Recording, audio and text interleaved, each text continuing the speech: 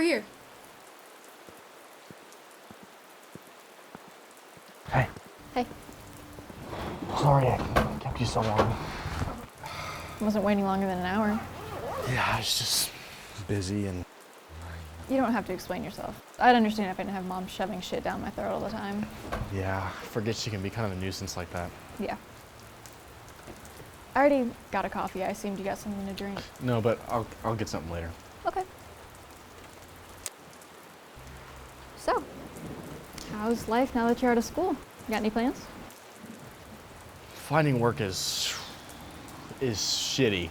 But I'm looking at this internship at this art studio where I'll work with children. And I don't know, it seems pretty exciting, but I have my doubts though. Dude, that's awesome. Right off the bat, you already have a job. Internship. Well, whatever it is, I'm excited for you. It means you're gonna do it, right? I don't know. My schedule's super booked and my friends are in town and they want to go on this camping trip and I haven't said yes yet, but I don't know, I like the option. So I'm just gonna have to think about it. What? You seem upbeat. Why would you say that? I have my reasons. It's pretty shallow to think I can't read you. People aren't books, Jenna, and you can't read me, and I have my reasons, so I wish you would just stop trying to figure it out. It's not what I'm doing. If it's not that, then what exactly are you doing? I want to see you more, Kurt. You keep pushing me out of your life like I'm not the only one left. You didn't used to act like this. You didn't act like this with Mom. Speaking of which, did you even know that she's getting a new apartment? No, I didn't know that. Well, she is, so. She wanted me to tell you that she misses you, but she didn't exactly return her call the other day. I planned to, okay? I was just busy. Maybe I'm crazy, but I feel like you're hiding a lot from me. I don't even know what to say to you. I just want us to be like we were before. Is that too much to ask? Well, whatever. Wow. You come out with this whatever business and wonder why I'm so worried about you. I don't want you to push me away like you did with Mom. For your information, I'm okay. And whatever you're thinking is probably insane, so just forget about it already. Forget about what? About this? About Mom? About how I want you to be truthful with me for once in your life. Truthful? Truthful? Truthful about what? About how I hate Mom because she abandoned me in freshman year and now she wants to come crawling back into my life as if that's her opportunity to take? Oh, or truthful about how I hate Dad for a whole laundry list of reasons. But just to name one, I bet you didn't even know I was driving illegally at 13 to pick you up from school because Dad was too fucking busy working. So yeah, maybe you've grown up, but there's things you don't understand, things you can't understand. That's so unfair. I'm 19 years old, for Christ's sake. I'm sorry. It's not your burden to bear, and you're not ready yet. God, you're acting like Dad. What? Nothing. I didn't mean it. No, don't divert the subject. What did you just say? I really didn't mean anything by it. No, you do this every time. Say it to my face. Fine, I said you were acting like Dad. Me? Dad? Dad abandoned us and he left us to rot. And we haven't seen him in years. And you want to compare me to him? Have some decency. Me have decency? Yes! God, you're entitled. You act like him leaving only affected you. Okay, you blow up about it to me and Mom and you expect us to figure out why. What are you even saying? I want to know what you're hiding from me, Kurt. Nothing. I just know that I like being lonely more than I like being a lousy screw-up like him. You don't have to be lonely. And you're definitely not a screw-up like he was. I just want to know why everybody in this family hates each other. Can you please explain that to me? I think this conversation's a pretty clear indicator of why none of us get along. And as for Dad, I mean, he and I share the same DNA, the same genetics. I think it's an inescapable fact that we're pretty much the same person. You're nothing like him. You don't look, nor speak, nor act, nor drink, or whatever the hell he did. Just because you're imperfect doesn't mean you have to compare yourself to him. I mean, I couldn't tell you the countless times I've done it, and I guarantee I was wrong too.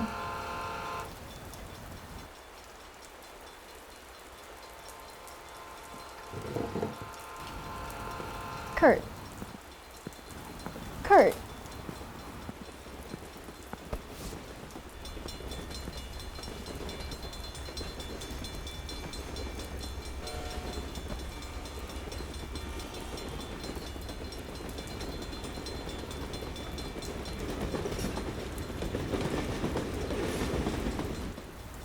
You know that book Dad used to read to us? It's by Shel Silverstein. I don't remember what it was called though. It's like Over the Bridge or something. It's where the sidewalk ends. Oh my God, yeah. Wait, you remember? Yeah, it's the only good memory of that I have.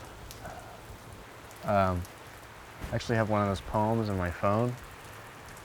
I'd read it whenever I get anxious in airports and stuff. I know it by heart. It's really sweet, Kurt. You know, I feel like if we talked like this more often, it'd be easier to talk about Dad.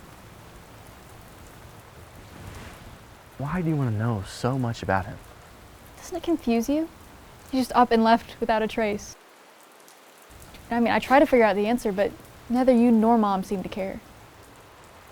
I mean, at one point I used to. Now I just can't see why I should care about somebody who clearly doesn't give a fuck about me. Talking about our past isn't such a bad thing. That's easy for you to say. I want to tell you something. What? You're nothing like Dad. I never saw him in you. You've always had more of a sense of warmth to you, and he didn't have that like you do. Well, I'm flattered, really. We could stand here all night talking, but I've got things in the morning. Do you have to go? Yeah, I do. But if you want to swing by my apartment tomorrow on your way out, I should be home. So, goodbye. Kurt. Kurt.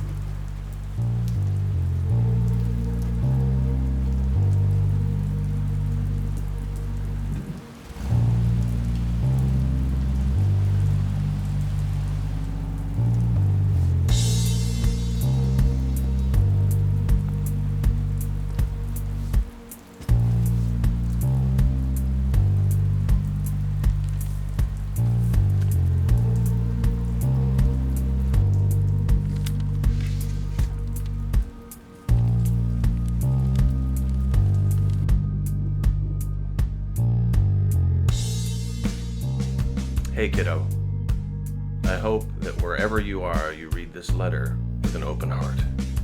Knowing how smart and driven you are, I imagine you're starting your freshman year at university. If I'm right, you're probably feeling a lot right now. Excitement, confusion, maybe even a sense of being trapped. I remember feeling the same way when I started at Cornell, burdened by thoughts that seemed to pierce me like daggers. Felt like I couldn't escape them. And I imagine it might feel the same for you right now. I know you must still be questioning why things happened the way they did. Believe me, I've asked myself the same thing countless times. I want you to know from the depths of my heart, I never, ever meant to hurt you.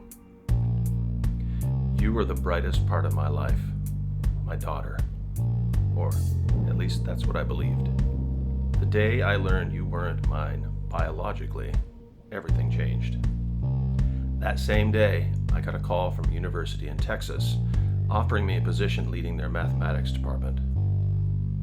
Had it not been for your mother's betrayal, we would have packed up our lives and started fresh in Corpus Christi. Instead, we've ended up here, each of us at our separate tables, in our separate homes, all alone. I thought long and hard about leaving something behind for you, some piece of me for you to hold on to. But your brother Kurt made that decision complicated. Our history of violent altercations has left me certain he'd destroy anything I left behind. And while I admit I still hold resentment toward your mother for tearing our family apart. I hope you'll care for her in the way only you can.